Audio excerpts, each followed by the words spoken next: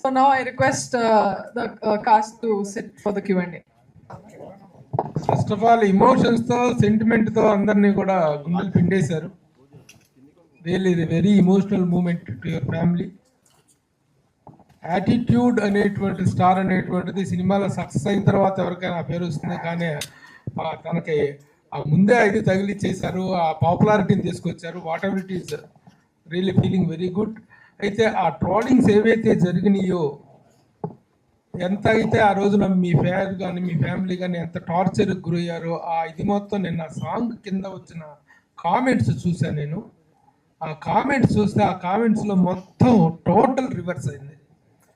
అది really wonderful gesture. దానికి తగ్గట్టుగా చాలా చక్కగా చాలా ఈజీగా యాటిట్యూడ్ అనేటువంటిది Chandra it is different. Positive attitude ఉంటుంది, నెగిటివ్ యాటిట్యూడ్ ఉంటుంది. అది నిలబడటం మీ వయసుకి మీ ఇదిలో ఉన్నటువంటి చిన్న ఆ జెస్చర్స్కి వచ్చినటువంటి ఇదే తప్ప దాన్ని you need not take it in a negative sense. కానీ దాన్ని తట్టుకొని నిలబడి ఈ రోజున కమ్అవుట్ విత్ యువర్ ఫిలిం కంప్లీట్గా సాంగ్స్ కానీ వీటికి వచ్చిన రెస్పాన్స్, పర్ఫార్మెన్స్కి అద్భుతమైన రెస్పాన్స్ వస్తుంది. First of all congratulations. And now my question is to mister Srinivas, director. చాలా బాగుంది, చాలా బాగా ప్రజెంట్ చేశారు. ఎందుకంటే ఇప్పుడు ప్రభాకర్ ఉన్నటువంటి పాపులారిటీ ఏంటో మనకు తెలుసు. చిన్న బుల్లితెర మెగాస్టార్ అంటారు తన అందరూ కూడా.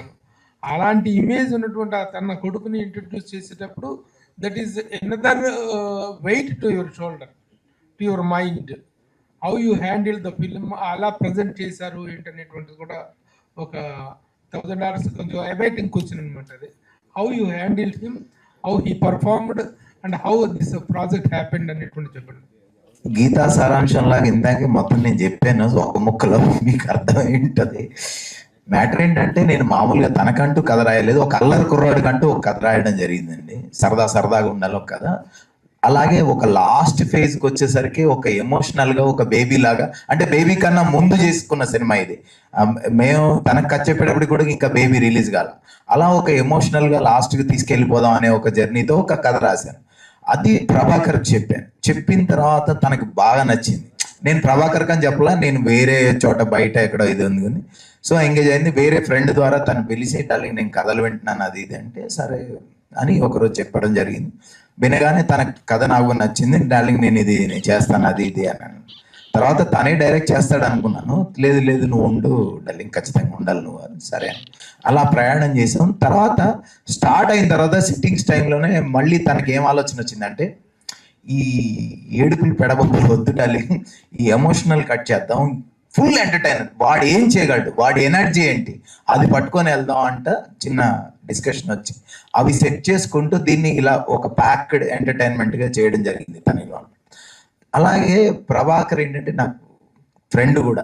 సో మా ఇద్దరి మధ్య ఏం అది ఆ ఈగో ఫీలింగ్స్ ఏం లేవు. తన సైడ్ నుంచి తన ఫుల్ కోఆపరేషన్, తను ఇన్వాల్వ్ అవుతాడు. తన కొడుకును కొన్ని ఇలా చూపించుకోవాలి, కొన్ని మైనస్, ఇటు ఉంటే ప్లస్, ఇవన్నీ నాకన్నా సీనియర్, 100% నాకన్నా బెటర్, అన్ని స్కిల్స్ ఉన్న వ్యక్తి, అందులో డౌట్ ఏం లేదు.